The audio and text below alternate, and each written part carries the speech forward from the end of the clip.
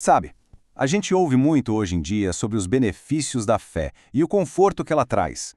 E tudo bem, isso é real. Mas quando a gente mergulha nos textos originais e na teologia histórica, o cenário muda de figura completamente. A exigência é muito mais radical do que a gente costuma imaginar.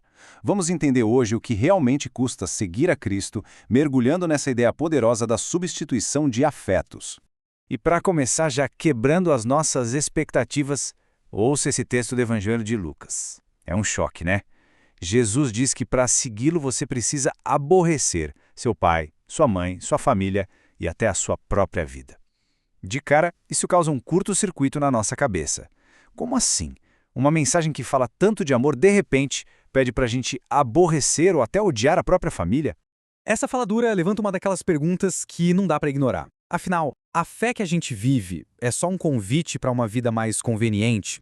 Ou é um chamado para uma rendição absoluta? Sabe, colocar a espiritualidade como uma espécie de puxadinho na nossa rotina corrida não fecha a conta com essa exigência total que estamos vendo aqui. O que nos leva ao nosso primeiro ponto, o preço real do discipulado e como os nossos amores precisam ser reordenados. O ponto central aqui é muito simples, mas absurdamente profundo. O coração humano não tem espaço para divisão de tela, Cristo não aceita ser só mais um dos seus muitos afetos, ele exige a primazia absoluta. É como se ele dissesse, eu não quero dividir espaço na estante do seu coração, eu quero ser o dono da casa. O compromisso tem que ser total e exclusivo na sua prioridade. Isso nos traz para o nosso segundo ponto. O que significa, de fato, esse aborrecer nos textos bíblicos? Se a gente for olhar a história, teólogos clássicos como François Turretin explicam isso perfeitamente. Essa palavra que tanto incomoda a gente vem de uma expressão grega, tomizen, que carrega toda uma bagagem da linguagem semítica da época. Gente, não tem nada a ver com crueldade ou raiva. Na verdade, é sobre hierarquia. Significa literalmente amar menos de forma comparativa.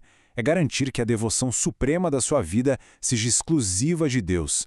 Para ficar bem claro, não é sobre rejeitar a sua família de forma maliciosa ou ter desprezo por viver. De jeito nenhum. Trata-se de prioridade comparativa. A ideia é que, diante do seu amor por Deus, todos os outros laços humanos, por mais incríveis e preciosos que sejam, pareçam incrivelmente menores. Nenhuma urgência terrena pode te desviar do que realmente importa. Mas e aí, o que acontece quando a gente tenta dar aquele jeitinho e negociar essa entrega? Vamos para o ponto 3, o custo de um coração dividido. A história está cheia de pessoas que tentaram encontrar um atalho. Pensa no jovem rico, por exemplo. Um cara com uma moralidade impecável, mas que simplesmente travou na hora de abrir mão do controle do próprio dinheiro. Ou Simão, o mago. Ele achou o máximo aquele poder todo do Espírito Santo, os milagres, mas não queria nem saber de se submeter à autoridade divina. Eles queriam os benefícios de Deus, mas não queriam Deus como o tudo deles. O vacilo do Simão foi tão gigantesco que o nome dele virou até um termo histórico. A famosa simonia é exatamente essa tentativa absurda de transformar o espiritual num balcão de negócios. É você tratar Deus como uma mercadoria ou tentar barganhar com o sagrado, ao invés de se curvar diante do Senhor soberano.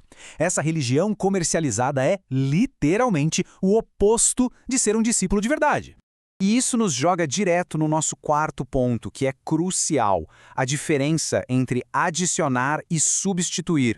A gente tem a mania de pensar no evangelho como um plus, né? Tipo um acessório moral que você adiciona na sua rotina para a vida ficar mais leve.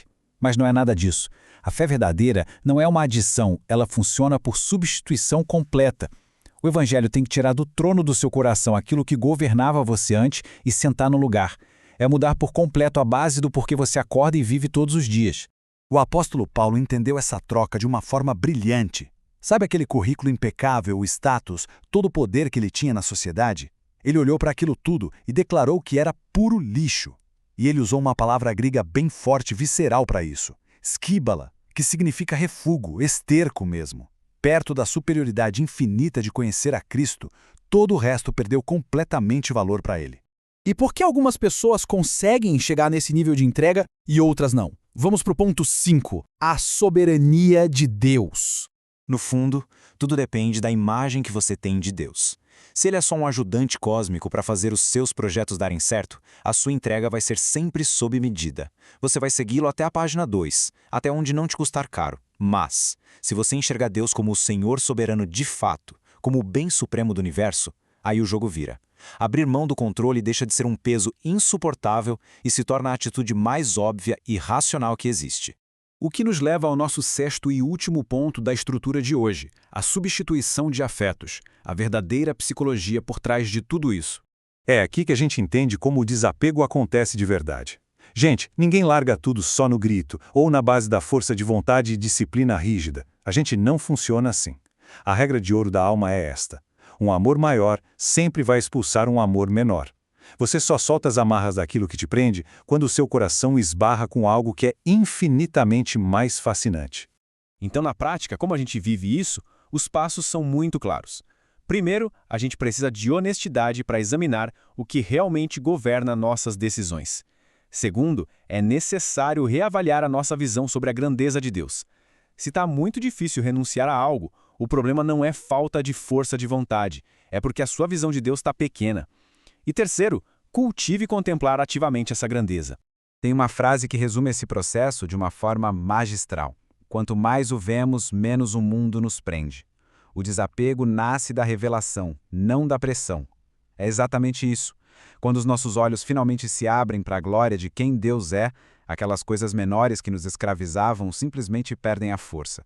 Você se apaixona pelo que é eterno de forma totalmente orgânica. Caminhando para o final dessa nossa análise, eu queria deixar essa reflexão pairando no ar.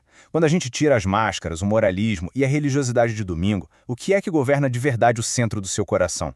O que dita as suas escolhas lá no fundo? Encarar o custo do discipulado revela uma verdade incrivelmente libertadora. Um coração que foi completamente cativado pelo bem supremo não fica mais fazendo cálculos, não negocia mais termos, ele simplesmente se joga, ele se rende. E faz isso porque entende de uma vez por todas que a rendição não é perder tudo, mas a descoberta extraordinária de que Cristo é o seu tudo. E você está pronto para parar de negociar e experimentar essa entrega? Pense nisso com carinho. Muito obrigado por nos acompanhar e até a próxima.